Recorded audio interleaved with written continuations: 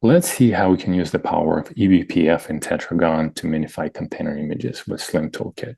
But first, a bit of background. What is SlimToolkit? How does it minify container images? And what's the use of eBPF in Tetragon? SlimToolkit allows you to inspect, minify, and debug your container images. It uses static and dynamic analysis to understand the application in the container and its dependencies. For dynamic analysis, SlimToolkit creates a temporary container, and it observes its behavior when it interacts with the container using different types of probes.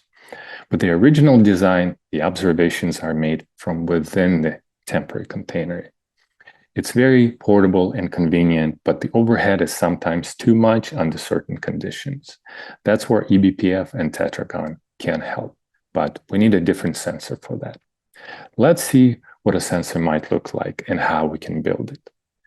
This diagram outlines an eBPF-based sensor design. The most interesting part is the hooks that collect the telemetry. SlimToolkit needs to know about the files used by the container, so we need the hooks that expose file names. Usually, it's the tracing hooks. They're designed to read the kernel execution state.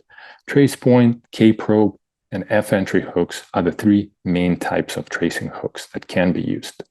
Tracing points are the most stable and portable way to get the data.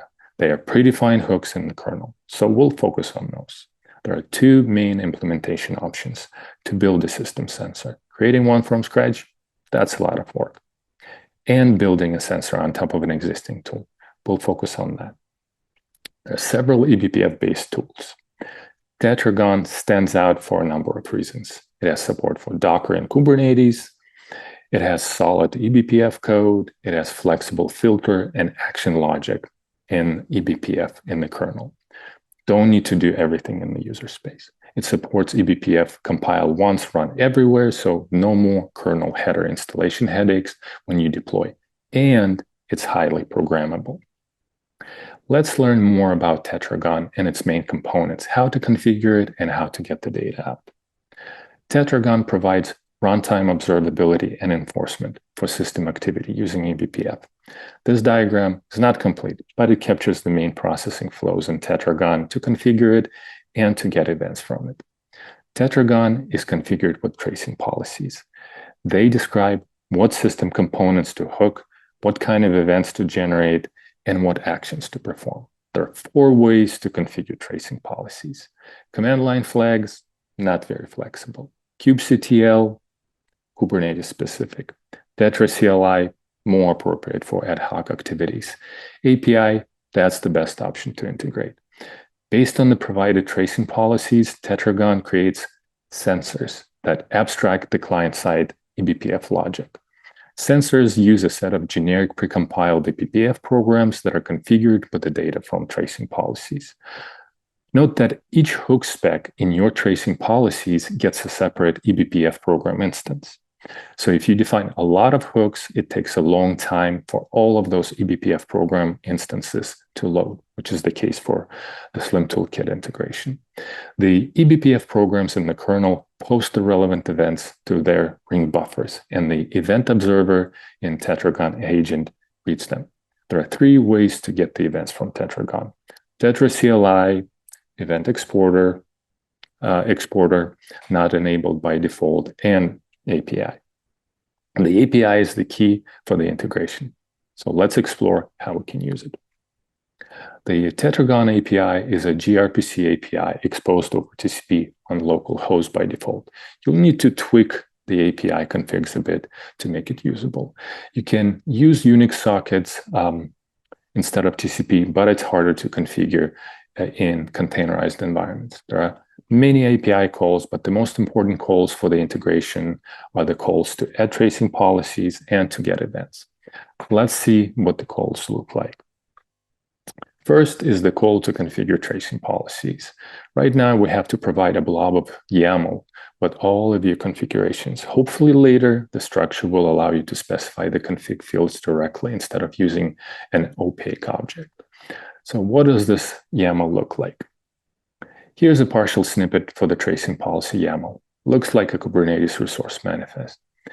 Here we configure a syscall trace point for the most common system call used when you open files. We're configuring the trace point that gets called when you enter the system call, which is why the trace point call, this trace point name is called sysenter openet. There's also sysexit openet. There are a lot of other hooks configured, but this is a good example. Note the arg section for the hook. What is it and why is it needed? You have to specify the trace point parameters you want to see. In this case, we want to see the open file names. What is index 6 though? It is the zero-based index of the trace point parameter we need to have in the generated event. How do we find it? Let's find out. You can discover the trace point parameter information by reading the format file for the trace point. In this example, we read the format file for the sysenter openet syscall trace point. We care about the format section here. The first field represents index 0. You keep going until you find the parameter you need. In our case, it's index 6, where we have the file name to open. We also need to specify the condition when we need to get the trace point information, and that's done using the selectors section. If you don't specify it, you'll get events for the entire system.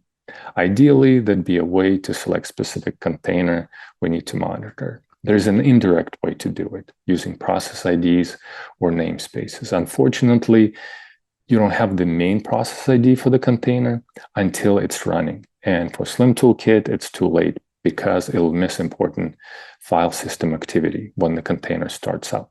So the solution is to specify the process IDs SlimToolkit doesn't need. Here it shows that it doesn't need the host events, and it doesn't need events from the Tetragon engine container. Its process ID is passed when the policy is configured. Now let's see how we get the events from Tetragon. With the get events call, you get a response that allows you to read one event at a time, where you decide what to do with it based on its type. The types correspond to the hook types you configure in the tracing policies. Here we have the main event fields used for the integration. The most important field is the file name argument field. The code is saving all string arguments there. Argument labels didn't work for the trace points. With the version I used for the integration, but they did work for kprobes though. The other fields provide additional context information. For example, the Docker field from the process section provides the container ID for the container where the event happened. It's used for additional client-side filtering to make sure it's getting events only from the target container. Now that we covered the different components, let's see how it all fits together. The system sensor-based design doesn't have sensors embedded in the temporary containers SlimToolkit creates. The new system sensor component is included in the main app itself. It has an engine controller component that's responsible for provisioning and configuring the Tetragon agent container. The engine controller is also used to get the Tetragon events. Once SlimToolkit is done monitoring the target container, it asks the system sensor to generate a report that describes the composition and the activities for the target container. This report is passed to one of the image builders to create a new minified image. So, what are the key takeaways? Tetragon isn't just a standalone tool. It's a great programmable eBPF toolkit. Not having to compile the eBPF programs during deployments makes it significantly easier to use Tetragon. The tracing policy configuration language is a bit low level, and it can benefit from better hooked function and trace point argument support. The API to configure eBPF tracing policies is basic, but usable. The current selector capabilities in tracing policies are sufficient to support the SlimToolkit use cases, but it'll be nice to have container ID or C group name based selectors at some point. Thank you, and feel free to reach out if you have any questions.